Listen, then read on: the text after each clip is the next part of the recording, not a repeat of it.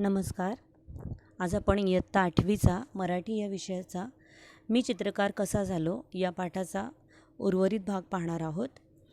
या पाठाच्या पूर्वार्धात आपण पाहिलं की लेखक ल.म. कडू यांनी आपल्या लहानपणीच्या आठवणी, त्यांचा अनुभव सांगितलेला आहे.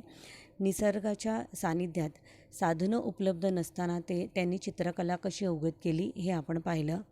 पानांमधून, फुलांपासून, मातीतून, दगडांपासून त्यांनी कसे त्यांचे रंग, चित्रकलेसाठी लागणारे त्यांचे रंग शोधले, त्यांचा कॅनव्हास शोधला, हे सर्व आपण पाहिलं. याचा पुढचा भाग आपण पाहूया. मी जे काही व्यक्तिगत सांगतो आहे ते एक उदाहरण आहे. निसर्ग किती परीनं आपल्याला देत असतो ते लक्षात येईल. इथे लेखक सांगत आहेत की त्यांनी जे काही आत्तापर्यंत सांगितलं हे त्यांचं व्यक्तिगत आहे, पर्सनल आहे. हे त्यांचं वो उनका क्या है, पर्सनल एक्सपिरियन्स आहे. आणि ते एक एक्झाम्पल आहे, त्यांचं उदाहरण आहे. निसर्ग किती परीनं म्हणजे किती परीनं म्हणजे विविध पद्धतीनं आपल्याला देत असतो हे लक्षात येईल आपल्याला याच्यातून. मला इतकंच म्हणायचं आहे की साधनं नाहीत म्हणून अडून बसण्याचं कारण नाही. अडून बसणे म्हणजे काय, थांबून राहणे, आपलं काम थांबून तिथेच थांबून राहायचं. आता काय करणार हा प्रश्न घेऊन आपण थांबून राहतो. तर साधनं नाहीत म्हणून आपण अडून बसायचं नाही, थांबायचं नाही. तुमच्या इच्छा तीव्र असतील तर साधनांशिवाय साधना करता येते. जर आपल्यामध्ये तेवढी इच्छा असेल, ते कार्य पूर्ण करण्याची ती जिद्द असेल, तर आपण काय करतो, साधनांशिवाय साधना करता येते. जी साधनं जर उपलब्ध नसतील तरीही आपण साधना करू शकतो. म्हणजे आपल्याला काही सिद्ध करायचं आहे ते आपण सिद्ध करू शकतो, पूर्णत्वास नेऊ शकतो आपलं कार्य. आपल्याला जी इच्छा आपली आहे, जे आवडीचं काम आहे ते आपण पूर्ण करू शकतो साधनांशिवाय. पण त्यासाठी तुमच्यामध्ये तितकी तीव्र, प्रबळ अशी इच्छाशक्ती पाहिजे. आता हेच पहा, श्रावण सरता सरता पाऊस कमी व्हायचा, पण नदी वाहतच असायची. श्रावण महिना इथे आपण पाहिलं की नदी ते नदीच्या किनारी जे दगड आहेत, मोठे मोठे खडक आहेत, त्यांनी कॅनव्हास केला, त्याच्यावरती चित्र काढायला सुरुवात केली, काम करायला सुरुवात केली त्याच्यामध्ये. पण नंतर पाऊस आला आणि त्यांची चित्र सगळी पाण्यामध्ये गायब झाली असं त्यांनी सांगितलं होतं. आता श्रावण सरता सरता म्हणजे हा श्रावण महिना, इथे या पाठामध्ये मराठी महिन्यांची नावं आपण पाहतो आहोत बरीचशी.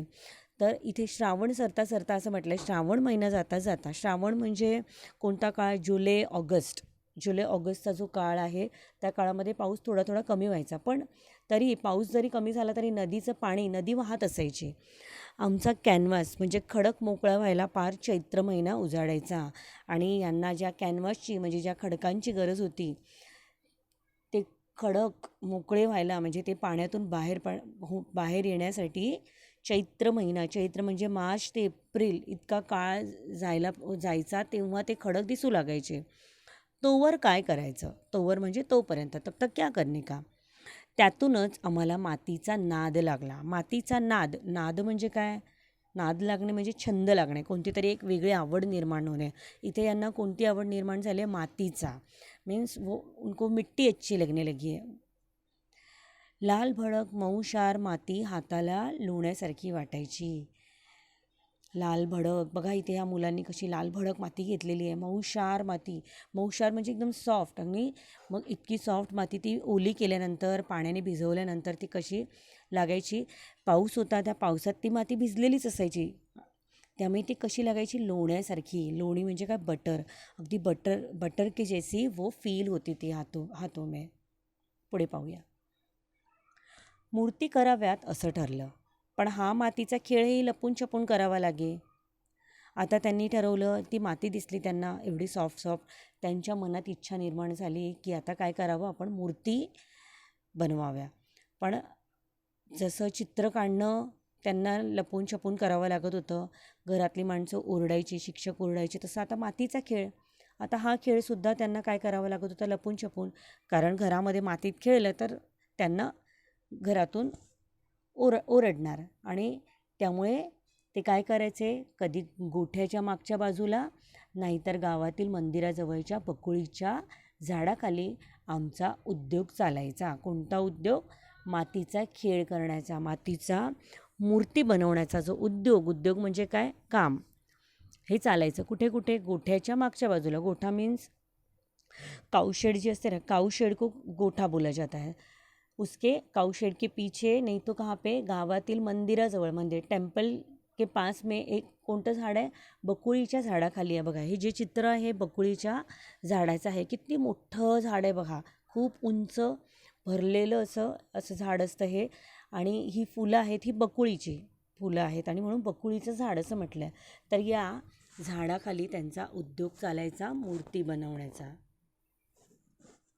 मूर्ती करून वाळत ठेवल्या की काही काळानं त्यांना तडे जाऊन ढासळायच्या.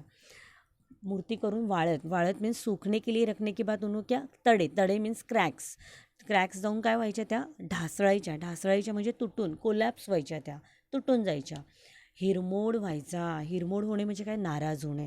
इथे काय झाले, लेखक आणि त्यांचा जो मित्र आहे काय व्हायचे, हे नाराज झाले. कारण इतक्या मेहनतीने एवढ्या मूर्ती बनवायच्या, त्या सुकवायच्या आणि मग त्यांना असे क्रॅक्स गेल्यानंतर, असे तडे गेल्यानंतर कोणी पण नाराज होणार की अरे इतकं मेहनतीने केलं आणि हे फुकट गेलं. त्यामुळे त्यांचा हिरमोड व्हायचा. त्यावर काहीतरी उपाय शोधायला हवा होता. उपाय म्हणजे काय, काहीतरी सॉल्युशन. हा प्रॉब्लेम आहे तर याच्यावरती काहीतरी सोल्युशन शोधायलाच हवं होतं. बघा इथे आपण पाहतोय की लेखकांनी एवढी मेहनत केली, वाया गेलं म्हणून ते काम सोडून नाही दिले. जिद्दी आहेत ते. ती जिद्द ठेवली की नाही मला हे करायचं आहे, मी करणार. आणि सकारात्मक विचार ठेवला आहे की काहीतरी आपण याच्यावरती उपाय शोधायचा. विचार करता करता लक्षात आलं की गाईचं शेण ओलं असताना जसं असतं तसंच ते वाळल्यावरही राहतं. पहा इथे गाईचं शेण एका चित्रामध्ये ओलं दिसतंय आणि इथे दिसतंय काय, सुकलेलं जे गाईचं शेण असतं. बघा याच्यामध्ये क्रॅक्स नाही जात, म्हणजे तडे जात नाही. ते जसं ओलं असतं तसंच वाळल्यानंतरसुद्धा अगदी तसंच राहतं. कोणी गावाला किंवा रस्त्याला कुठेतरी तुम्ही पाहिलं असेल की हे शेण जसंच्या तसंच राहतं, त्याला तडे जात नाहीत. आम्ही शेण मातीत मळून घेतलं. मळून मीन्स काय, मिक्स करून घेतलं. मिट्टी में क्या, वो काउडंग जो है उसको मिक्स करके लिया. हे जे शेण, गाईचं शेण मीन्स काउडंग आहे, त्याला मिक्स केलं त्यांनी, मिट्टी में मिला लिया. आता मूर्ती थोड्या टिकायला मीन्स त्या चांगल्या राहिल्या. आता काय होत, त्यांना तडे जात नव्हते. तरीही जास्त दिवस झाल्यावर बारीक बारीक तडे जाऊन ढलप्या पडायच्या. पुन्हा विचार शुरू. अच्छे से तो हो गई थी, लेकिन क्या थोड़े दिन जाने के बाद क्या होता था, बारीक बारीक तड़े वापस से वो छोटे छोटे क्रैक्स जाने लगे. और ढलप्या म्हणजे काय, तुकडे मोठे मोठे टुकड़े उसके टुकड़े टुकड़े निकल के वो गिर जाते थे.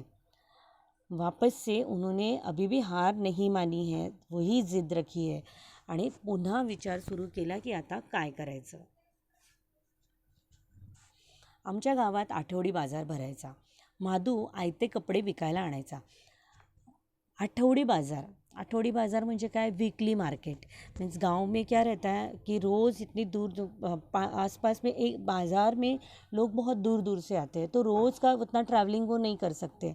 और इसलिए क्या रहता था, वीकली मार्केट रहता है. मीन्स आठवड्यातून एकदा एक दिवस ठरवला जातो आणि त्या दिवशी बाजार तिथे एखाद्या जागेवरती, जिथे ठरला असेल त्या जागेवरती बाजार भरतो, जिथून लांबून लोक येतात.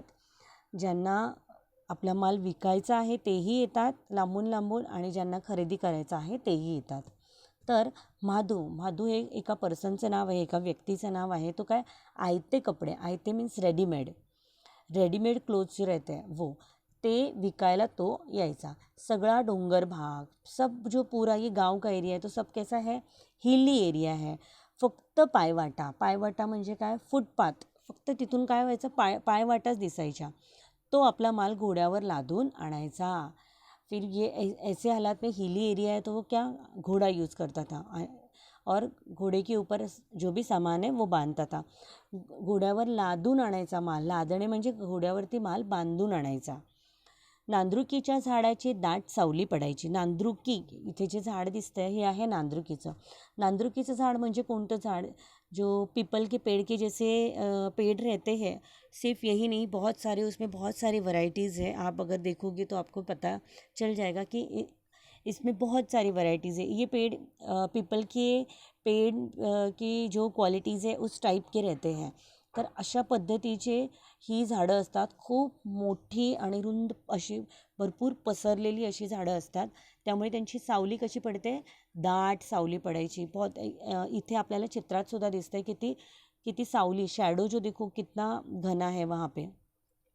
तो झाडाच्या मुळीला घोडा बांधून ठेवायचा आणि मग या सावलीमध्ये या झाडाच्या मुळीला मीन पीपल के पेड़ में आपने देखा है रूट्स ऐसे निकले हुए रहते हैं, तो ये बहुत बड़े बड़े घने पेड़ होने की वजह से उसके रूट्स भी बहुत बड़े बड़े रहते थे. ऐसे ही एक रूट्स को वो अपना घोडा बांध के रखता था. म्हणजे झाडाच्या मुळीला त्या मुळं जी निघालेली असतात त्या मुळीला एका घोडा बांधून ठेवायचा. आम्हाला घोड्याची लीद दिसली. लीद म्हणजे घोड्याचं शेण. उनको क्या दिखाई दिया? जैसे हमने काऊ डंग बोला था, इसको हम हॉर्स डंग भी बोल सकते. लीद मीन्स काय? घोड्याचं शेण.